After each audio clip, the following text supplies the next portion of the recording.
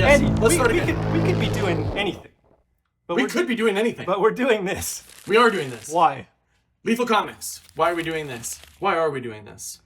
Well, I think it was kind of a natural evolution, right? Yes. On one hand, like, we've sort of been forced into this just because of the way the industry and the direct market work now in comics. That's right. And on the other, I think this was like our experience in like direct market comic book industry kind of created a runway into doing self-published work. That's right. Which I think we were a bit ahead of the curve on, because we started sort of self-publishing in like 2007. Yeah. Doing webcomics and then turning those webcomic comics into books. So it's been a good run up. Like, I feel like we've had some good training in terms of how to reach an audience that's not going into comic shops and do stuff directly. And I would say both of us have worked for Image Comics, which is basically self-publishing. It's completely. So yeah, it's totally self-publishing. So we've been in the self-publishing game for a long time, I'd say. But after COVID and things slowed down, you kind of started bringing up Kickstarter, and then we started really investigating crowdfunding. And right out of the gate, Mother Trucker 1 we did not expect it to do what it did. Mm-hmm. So we were very excited. And then you started launching projects, and they started doing very well. So from then until now, we've kind of been, trying to figure out how we can do this as a full-time thing, all the time thing, as a normal, regular publisher. Yeah. So that's what Lethal Comics is. It's our own comics that we write and draw, and it's unfiltered. It has no corporate push from anywhere. It's the silly stuff that comes out of our brains on a daily basis. It's amazing that it comes out at all. Yes.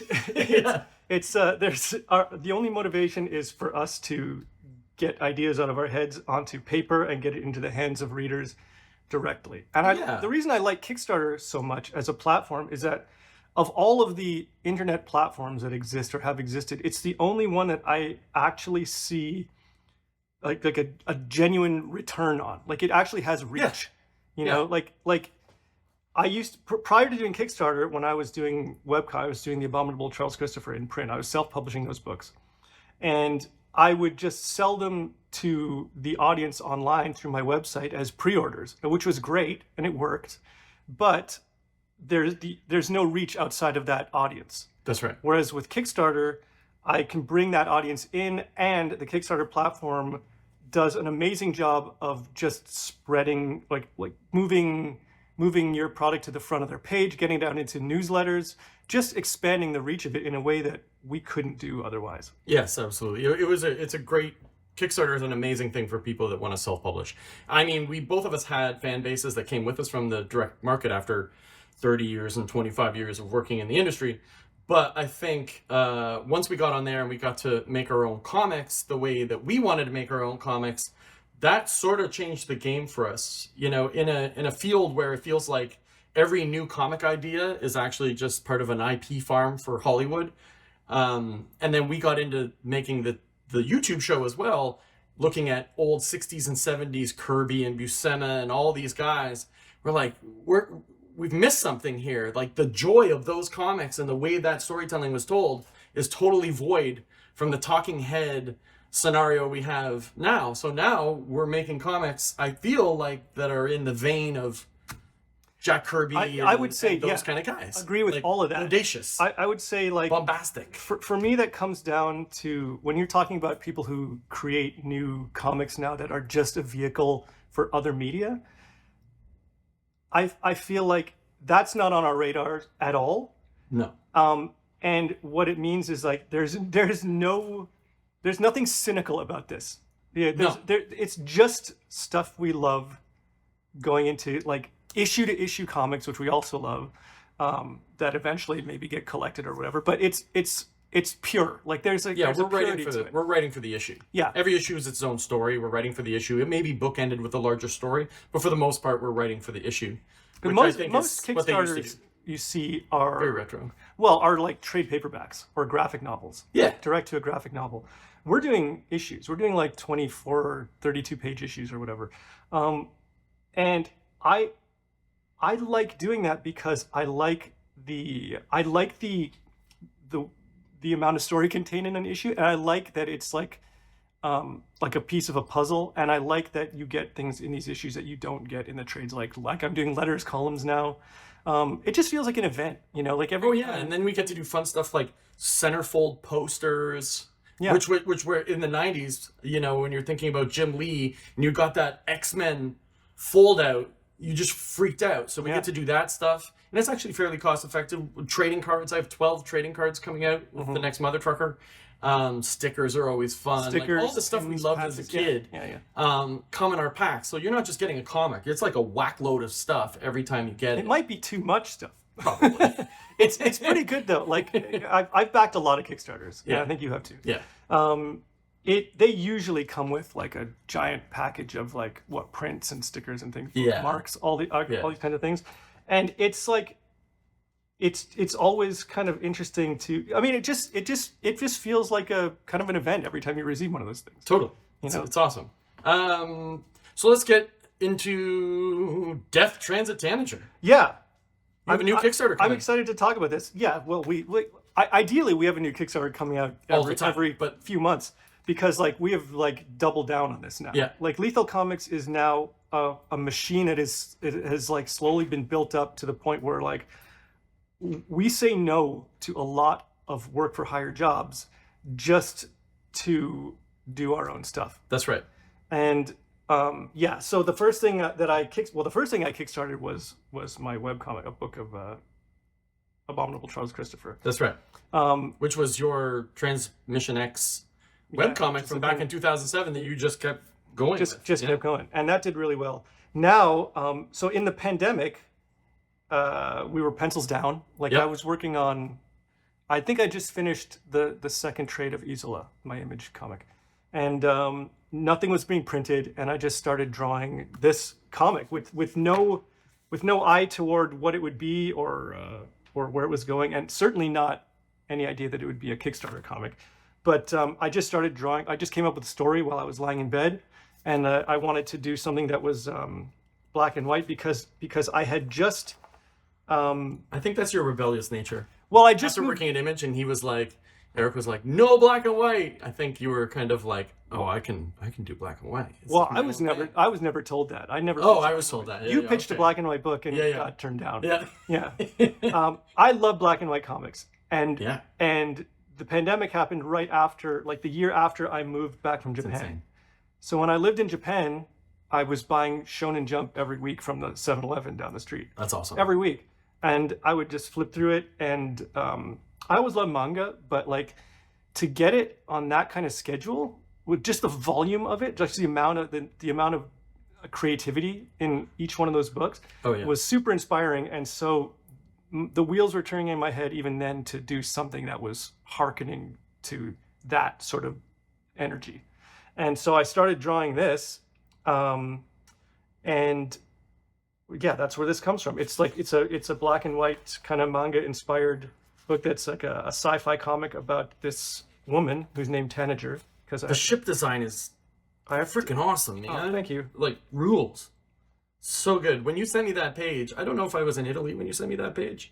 I can't remember where I was, but I remember seeing that page and just being like blown away.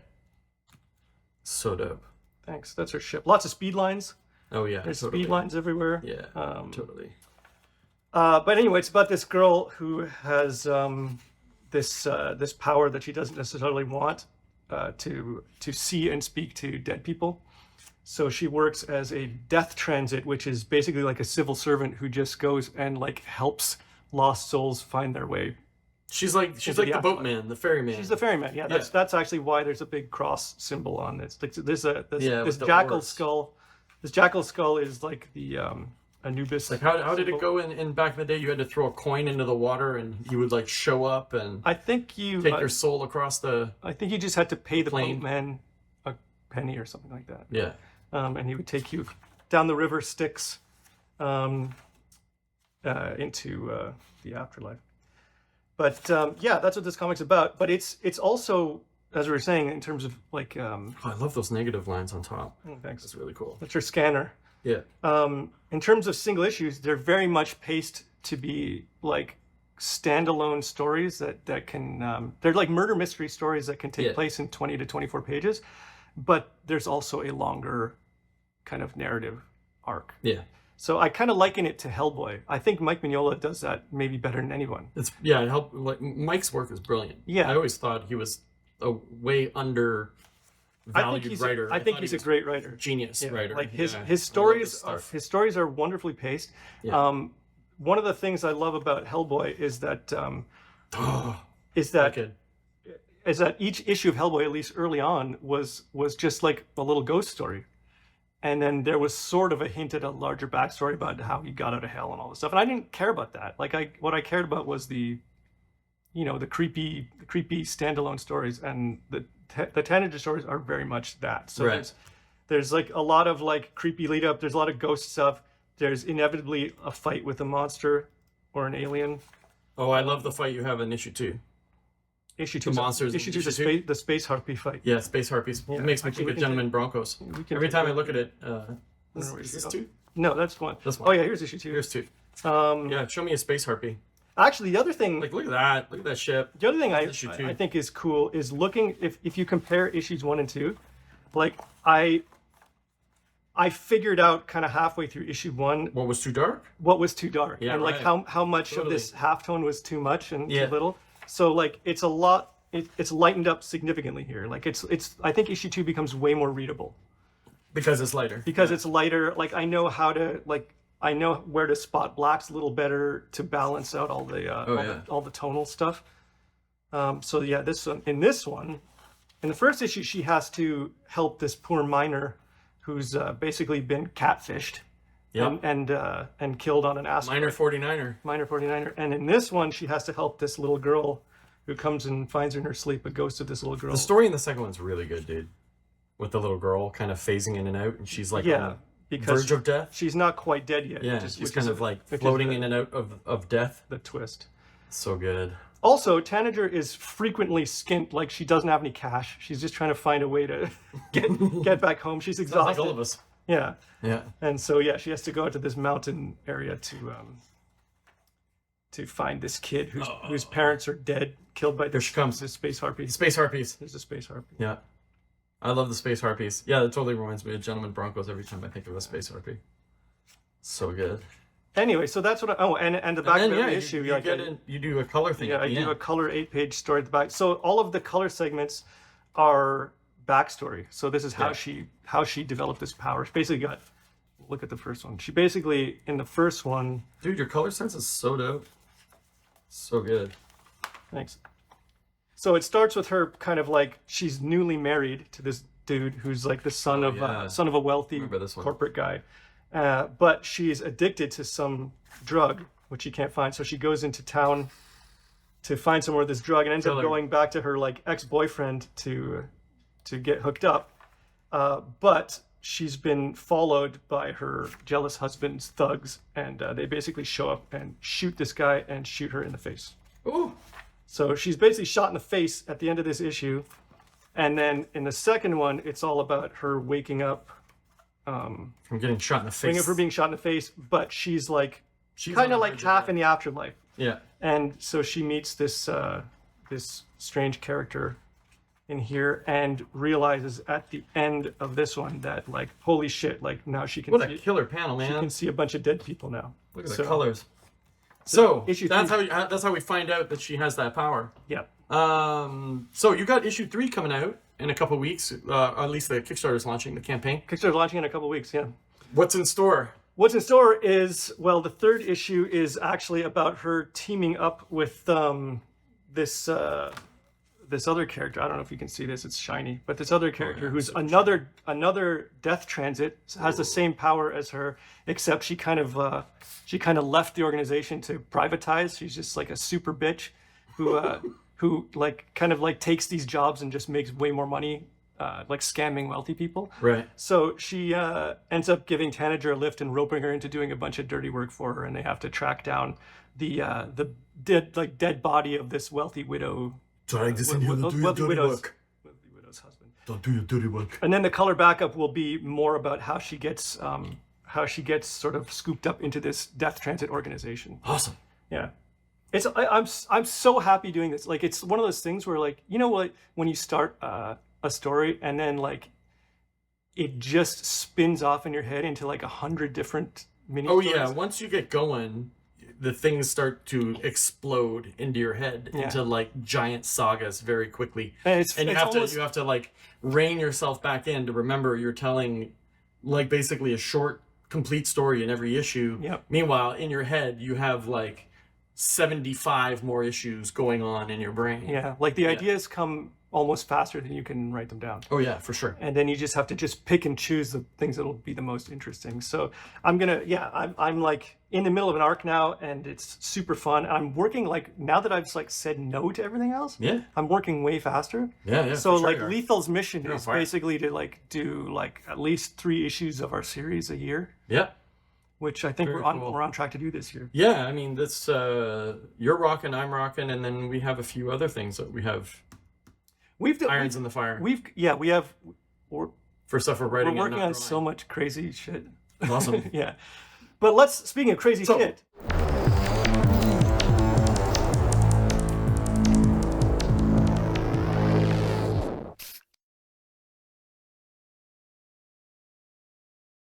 Let's talk some Mother Trucker, because this is the comic that launched Lethal Comics. Yeah, this is how we got going. So as some of you would know, my alter ego is the Animal Bob Anger, and I wrestle for IWS on the indie scene in Canada and Montreal. We've never said that on this show. No, we haven't. But like, yeah. So I'm a professional wrestler. I am currently. I should have brought it into the shop, but I'm currently the tag team champion with Sexy Eddie, or as I call him, Sexual Edward, and we're called the Sexy Beasts. And I've been wrestling now with IWS and in and around Canada for the last 10 years. This is my 10th year, and I got into it to make comics because I knew Andrew and I was going to wrestling events all the time with a bunch of Ubisoft people, and it was like its own language. And anytime I got close to the wrestlers or anything, I would hear them going over their matches, or there was like their own language to what they were doing. And Andrew used to call it character creation and storytelling. That's right. Right. In the same way that I think like when you play D&D, it's like a little just an engine for story. Yeah, wrestling's the exact same. So I have like this 10-year fountain of knowledge with different kind of like, not only wrestling characters, like everyone's doing their wrestling character, but the guy behind the character and what kind of people those are and the way they react to scenarios inside wrestling or in their private lives or anything. Like there's all these misconceptions or correct conceptions about what wrestling is. Is it all party lifestyle, steroids and cocaine and crazy stuff? It is, right? It kind of is. But then, you know, at the same time, a lot of people aren't, and they're just there for the sport, and they're driven by the same kind of goals as like an Olympic athlete or guys like us who, like, you know, got into comics and wanted to make it to like the top publishers. That kind of mentality exists in that world, but it's wrestling. So when COVID hit and all of my contracts fell through and everything, I was struck with that time where I was like, okay, what am I going to do? I had money from a video game job, and you were like, hey, why don't you try kickstarting that wrestling thing you've been kind of writing in the background for 4 years? And that's where Mother Trucker came from. It was actually originally called Truck Off, which it'll be called again one day. I have all of the stuff for this, like, you know, copyrighted and whatever. But living in Italy and being surrounded with like, you know, Serpieri and Monera and all the books I was collecting, I kind of wanted to write it about the mom in the scenario, which would be Mother Trucker. Do you think Mother Trucker is kind of a prequel to Truck Off? It's a prequel to Truck Off, I would say, for sure. And Mother Trucker is basically this character who is a lot like Wonder Woman. She has like super jacked powers that she was like given after a nuclear explosion in Neo Houston. I remember you telling me all these ideas. Yeah. And because you had moved away, like you were going to all these like art galleries in Italy, and then I think we were texting at the time because we'd both moved away, and you were in Japan. Oh, and now she's got, check this out. Now she's got like a chastity belt that talks. I'm like, what the fuck? Yeah. What are you doing? So Mother Trucker shows up to basically truck off, which is the WrestleMania of the Starways. And she's there to like pick up her husband, who's kind of like the Macho Man Savage, like Stone Cold Steve Austin of the universe. And he's the top guy, but he wasn't supposed to fight.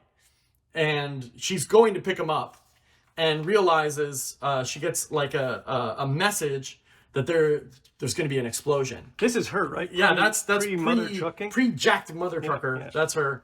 And she realized like she came and she has a baby in the truck. Like her child is in the truck. And she's left the child in there to go get her dad, the papa. She left a kid in the truck. She left a kid in the truck, which is called Freedom, right? The truck's called Freedom. And anyway, she ends up going. She gets a message that it's all going to end. This is Big Rig Riggins here, and this guy's like Gigantruck. He's like my Andre the Giant, and he's giving him his finishing move here called the Stairway to Heaven and then the Highway to Hell. Where he's got, I always like, love this sequence. Yeah, just like he shoots up and then fires down. Pedal. And when he fires down, it blows up like the entire stadium, killing everybody. And Mother Trucker is basically, her arm gets blown off and she's trying to make it back to the Freedom to get her baby, and she blanks out.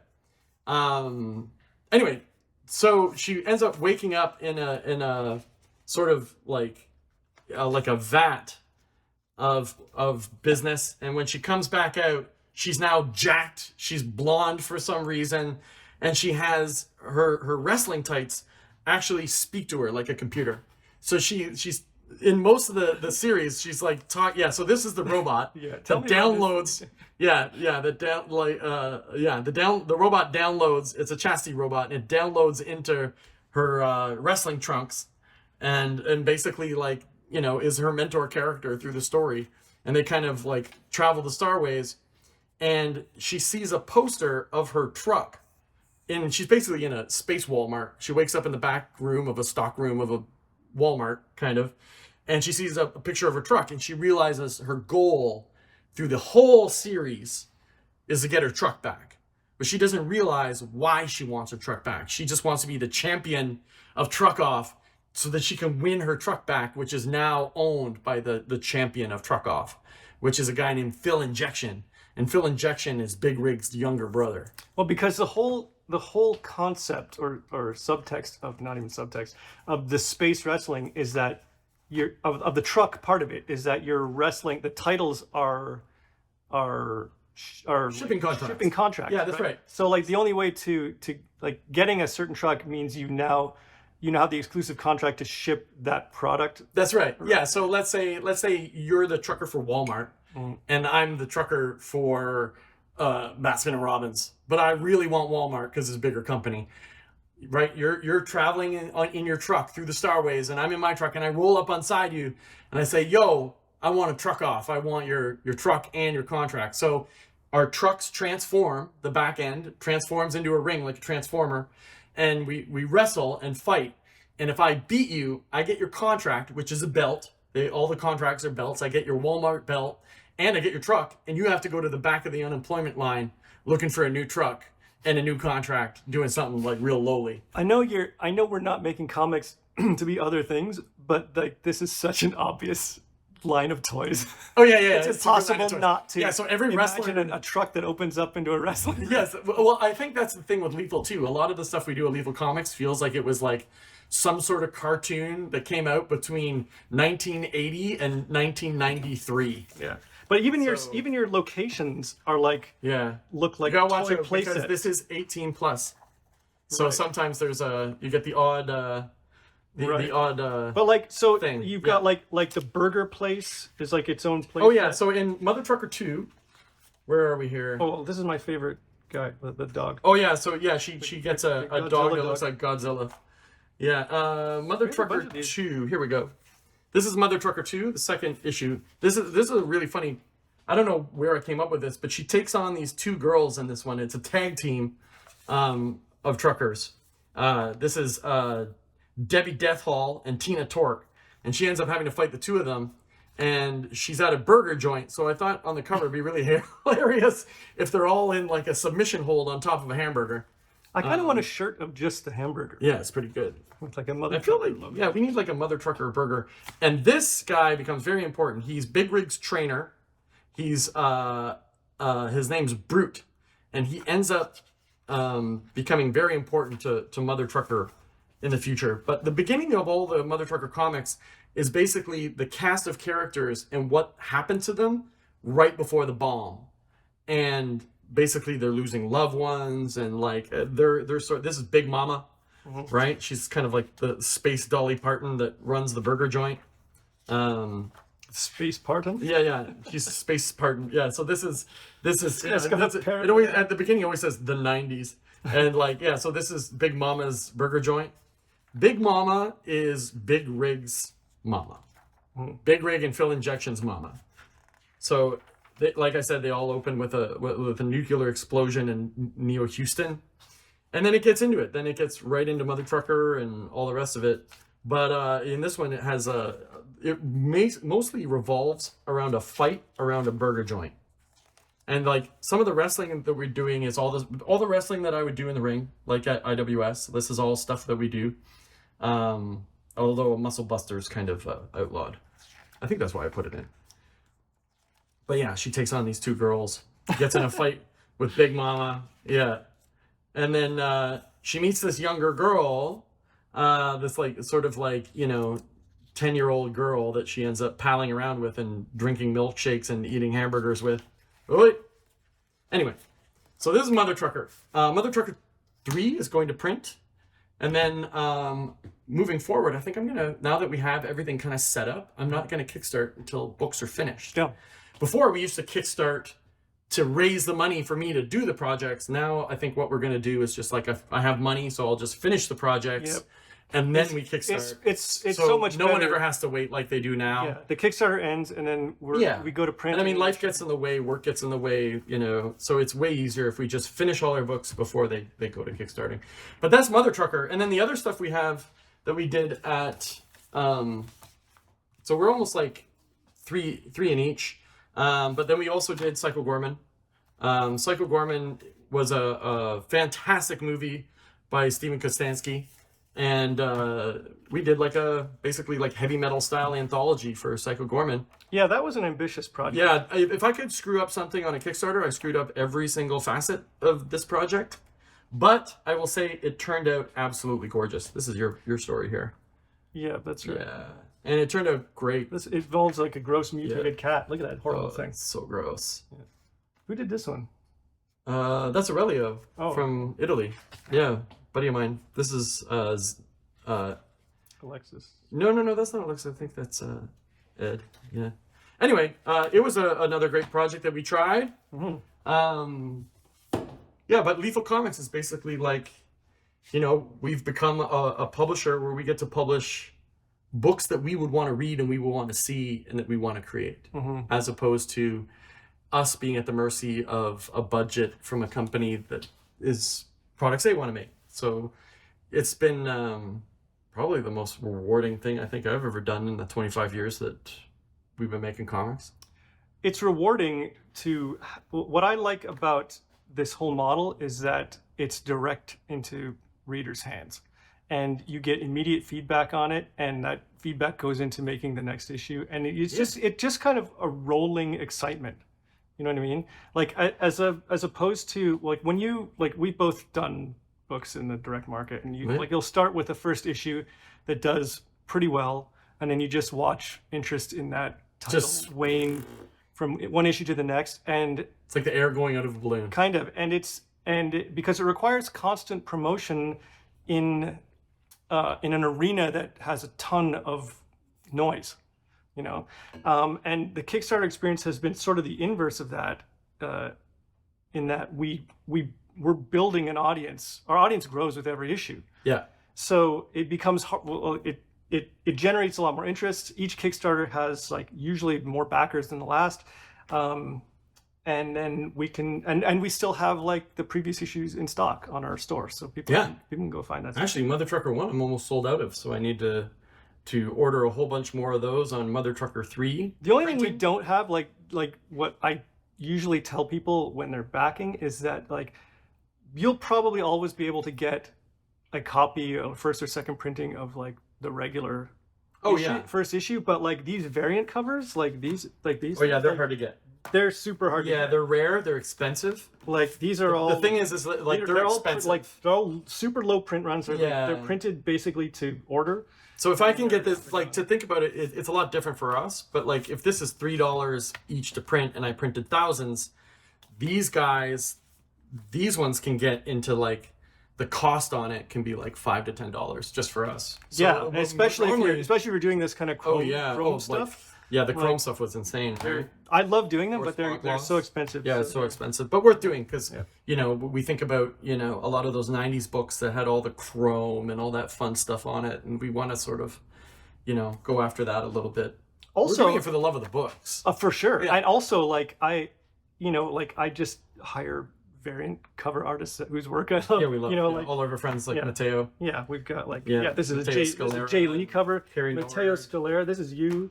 Carrie Nord. Carrie is here. Yeah, I did this one. I have this guy from Japan. His name's Vigor. He's like freaking amazing. Yeah, so good. Dres13, who designed all our logos. Yeah. Like he pulled out that cover that was just like bananas. You did this one for Mother Trucker, and it's like my favorite cover. This is still one of my favorite covers. I think I've ever done. Although your one for issue 3 is also like crazy good, of the Bone Smuggler. Like this guy. Oh, is that the headlock one? Yeah, the headlock one with the Bone Smuggler. He's kind of like my bad guy. This one was because when you first told me about Mother Trucker, you pitched it as kind of He-Man figures. Yeah. And so this is what I saw in my head when you told me the idea. Which is what I drew. Pretty much it, yeah. But what actually came out was way more kind of like Renaissance art.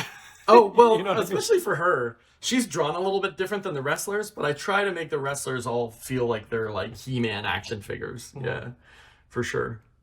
Anyway, it's just the beginning. I mean, we've been doing it for a few years, but I think we were basically had one foot in our publishing company and then one foot still in the direct market doing that stuff.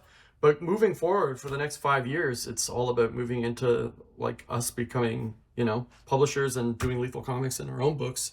And I think it was, you know, Todd McFarlane saying you need 50 issues of a thing to be a real great thing. And there was a lot of weight in that. When I heard that, I was like, we need to start pumping out books, like not 1 a year, not 2 a year or 3 a year. Like eventually we need to start pumping them out like on a regular basis, because I think volume is really important, you know.